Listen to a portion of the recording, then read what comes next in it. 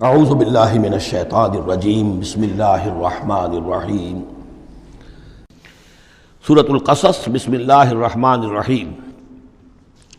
یہ جو 8 صورتیں ہیں ان میں نوٹ کر لیجئے کہ 4 صورتیں یہ ایک مزاج کی ہیں تقریباً۔ سورۃ الفرقان، سورۃ الشعراء، سورۃ النمل، سورۃ القصص، یہ آخری ہے، اس چوکے کے اندر یہ آخری ہے۔ پھر 4 وہ ہیں کہ جن میں وہ بالکل نمایاں قدر مشترک ہے کہ اس میں الف لام میم الف لام میم الف لام میم الف لام میم، تو 4 کے یہ 2 سب گروپس ہیں ان 8 صورتوں کے۔ لیکن پہلے سب گروپ میں سے ایک صورت وہ ہے کہ جو بغیر حروف مقطعات کے ہے، باقی 2 تاسین میم سے، ایک تاسین سے۔ اور ایک نقطہ یہ نوٹ کر لیجئے کہ اکثر و بیشتر صورتیں جو آئی ہیں، طٰہٰ، سورہ طٰہٰ جو ہے اس میں توئے آئی ہے شروع میں، اور اس میں بھی اکثر و بیشتر حصہ حضرت موسیٰ علیہ السلام کے واقعات پر مشتمل ہے۔ یہ تاسین میم، تاسین، ان میں بھی آپ نے حضرت موسیٰ کا ذکر جو ہے ہر صورت کے اندر موجود ہے۔ تو اس میں اشارہ کیا ہے بعض حضرات نے کہ حروف مقطعات جو ہیں ان کی ایک توجیہ یہ بھی کی گئی ہے کہ یہ جو حروف ہیں اب عربی اور عبرانی زبان کے، یہ چیزوں کی اشکال سے اخذ کیے گئے ہیں۔ بعض زبانوں کے حروف جو ہیں وہ آوازوں پر مبنی ہیں، اور بعض کے جو ہے جیسے چینی زبان ہے وہ بھی چیزوں کی شکلوں سے وہ ان کے الفابیٹس بنے ہیں۔ تو عبرانی اور عربی کے بھی جو ہیں وہ اصل میں چیزیں یا اشیاء، ان کی شکلوں سے انہوں نے حروف اپنے اخذ کیے ہیں۔ مثلا توئے کو وہ لکھتے ہیں سانپ کی طرح، وہ سانپ جو ہے اس کا وہ پھن لے کر، اگر جو ناگ جو ہے اس نے پھن اٹھایا ہوا ہے اور نیچے کنڈلی ماری ہوئی ہے، یہ توئے ہے۔ تو طا جو ہے وہ گویا کہ سانپ کی علامت ہے، نون جو ہے وہ مچھلی کی علامت ہے۔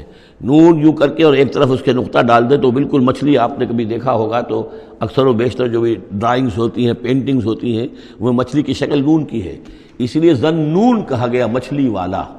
اور قرآن مجید میں ایک سورت ہے سورہ نون، جس کا اختتام ہوتا ہے حضرت یونس علیہ السلام کے ذکر پر کہ جو مچھلی کے پیٹ میں جن کو اللہ نے پہنچا دیا تھا۔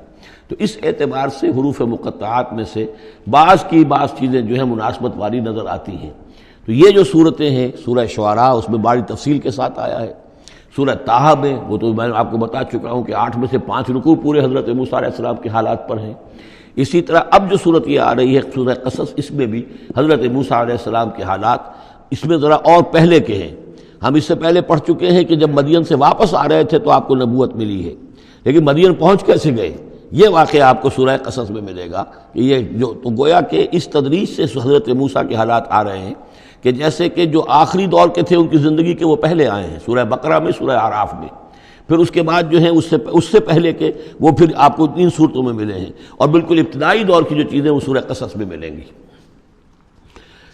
طاسیم میم تلک آیات الکتاب المبین، یہ ایک روشن کتاب کی آیات ہیں۔ نتلو علیک من نبأ موسیٰ وفرعون بالحق لقوم یؤمنون۔ اب دیکھیے یہاں شروع ہی سے بات ہو رہی ہے حضرت موسیٰ علیہ السلام کے بارے میں۔ ہم سناتے ہیں آپ کو کچھ احوال موسیٰ کے اور فرعون کے، بالحق، حق کے ساتھ، لقوم یؤمنون، ان لوگوں کے لیے جو ایمان لاتے ہیں یا ایمان لائیں یا ایمان والے ہیں۔ ان فرعون علا فی الارض، یقیناً فرعون نے بہت سرکشی کی تھی زمین میں، بہت ادھم مچایا تھا۔ وجعل اہلہا شیعا، اور زمین میں بسنے والوں کو اس نے طبقات میں یا گروہوں میں تقسیم کر دیا تھا، حاکم اور محکوم۔ ایک قوم جو ہے قبطی وہ حاکم تھی اور بنی اسرائیل محکوم۔ یستضعف طائفۃ منہم، اس نے دبایا ہوا تھا نیچے ایک گروہ کو، بنی اسرائیل کو دبایا ہوا تھا اور شدید ان کے اوپر جو ہے سختیاں ہو رہی تھیں۔ یذبح ابناءہم، ان کے بیٹوں کو ذبح کر دیتا تھا، یستحیی نساءہم، اور زندہ رکھتا تھا ان کی بیویوں کو، ان کی عورتوں کو۔ انہ کان من المفسدین، یقیناً وہ فساد مچانے والوں میں سے تھا۔ وَنُرِيدُ أَن نَّمُنَّ عَلَى الَّذِينَ اسْتُضْعِفُوا، اور ہم نے یہ ارادہ کیا کہ ہم احسان کریں ان پر کہ جو دبا لیے گئے ہیں، جنہیں ستایا جا رہا ہے، دبایا جا رہا ہے، پیسا جا رہا ہے، جن پر ظلم ہو رہا ہے، ہم ان پر احسان فرمائیں۔ فی الارض، زمین میں۔ وَنَجْعَلَهُمْ أَئِمَّةً، اور ہم انہی کو امام بنائیں، اب ان کو دنیا میں طاقت دیں، سربلندی دیں۔ وَنَجْعَلَهُمُ الْوَارِثِينَ، اور انہی کو ہم وارث بنا دیں۔ وَنُمَكِّنَ لَهُمْ فِي الْأَرْضِ، اور ان کو زمین میں تمکن عطا کریں۔ وَنُرِيَ فِرْعَوْنَ وَحَامَانَ وَجُنُودَهُمَا مِنْهُمْ مَا كَانُوا يَحْذَرُونَ، اور دکھا دیں فرعون کو بھی اور حامان کو بھی، حامان ان کا وزیر تھا، اور فرعون کو اور حامان کو، وجنودہما، اور ان دونوں کے لشکروں کو، منہم ما کانوا یحذرون، جس چیز سے وہ ڈرتے تھے۔ اب ما کانوا یحذرون میں ایک تو کچھ روایات ہیں جو ہماری تفسیری جو روایات ہیں ان میں کثرت سے آ گئی ہیں، اور وہ یہ ہے کہ خواب دیکھا تھا اس نے کہ اسرائیلیوں میں ایک بیٹا پیدا ہوا ہے، فرعون نے خواب دیکھا تھا کہ جو تمہاری مملکت کو برباد کر دے گا، تمہیں قتل کر دے گا۔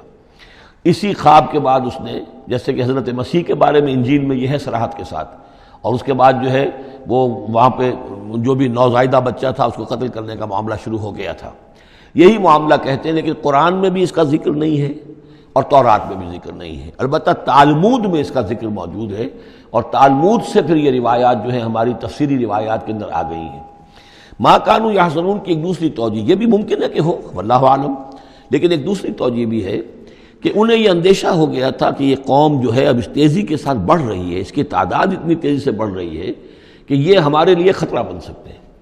بالکل وہ معاملہ ہے جو آج سے کوئی 20 سال پہلے ہوا تھا ہندوستان میں، جو نسل بندی کا معاملہ تھا کہ مسلمانوں کی تعداد اتنی تیزی سے بڑھ رہی تھی کہ ہندوؤں کو یہ اندیشہ ہوا کہ ان کی تعداد جو ہے وہ آبادی اتنی تیزی سے بڑھ رہی ہے کہ ہمارے لیے یہ خطرہ بن جائیں گے، لہذا ان کو روکنے کے لیے وہ نسل بندی اور جبری نسل بندی، پھر اس میں طرح طرح کے طریقے اختیار کیے گئے۔ اسی کی وجہ سے پھر وہاں مسلمانوں نے پہلی مرتبہ کانگریس کے خلاف یعنی انتخابی مارکے کے اندر بغاوت کی تھی، جس کی وجہ سے کہ اندرا گاندھی جو ہے ہار گئی تھی۔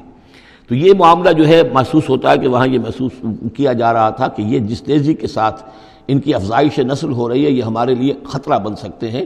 یہ وجہ ہے کہ ان کے بچوں کو جو نرینہ اولاد ہے انہیں قتل کیا جا رہا تھا۔ بہرحال یہ دونوں توجیحات ممکن ہے، واللہ عالم۔ صدق اللہ العظیم۔